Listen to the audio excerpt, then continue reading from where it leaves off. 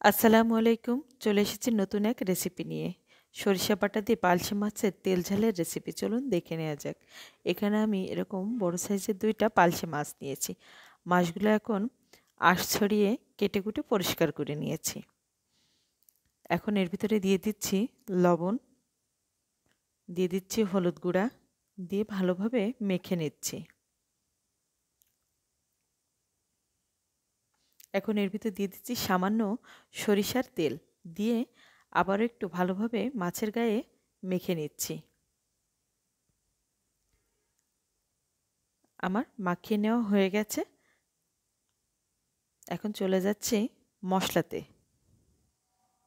এখানে আমি কি মশলা ব্যবহার করেছি, এখানে নিয়েছি কালো সাদা সরিষা, জিরা, কয়েক কোয়া রসুন, পেঁয়াজ আর কাঁচা শুকনা ঝাল। এখন মশলাগুলো আমি বেটে নিয়েছি। চলে যাচ্ছে চুলায়। চুলায় একটা প্যান বসিয়ে তাতে তেল দিয়ে দিয়েছি। তেলটা গরম হয়ে গেছে। এখন একটা একটা করে মাছ এর ভিতরে বসিয়ে দিব।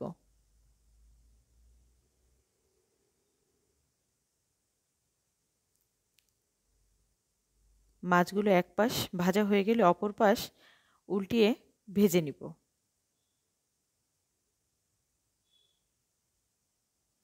মাছগুলো আমার সব ভাজা হয়ে গেছে। এখন আমি উঠে নেব।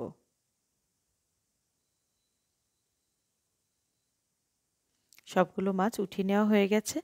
এখন আমি এই তেলের ভিতরেই দিয়ে দিচ্ছি পেঁয়াজ কুচি, সাথে 2টা কাঁচা ঝাল দিয়ে হালকা করে একটু পেঁয়াজটা নরম করে ভেজে নিব। ভেজে নেওয়া হয়ে গেছে। এখন যে মশলাটা বেটে রেখেছি সেটা এর ভিতরে দিয়ে হালকা করে একসাথে একটু কষিয়ে নিব। এখন দিয়ে দিচ্ছি স্বাদ অনুযায়ী লবণ ও হলুদ গুঁড়া, দিয়ে খুব বেশি কষাবো না, হালকা একটু নাড়াচাড়া করে পানি দিয়ে দিব।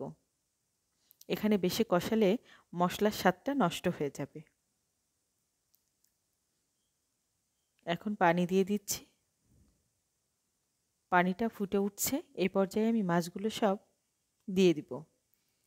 এই মাছের রেসিপিটা ঝাল ঝাল সরিষা বাটার একটা আলাদা স্বাদ আছে।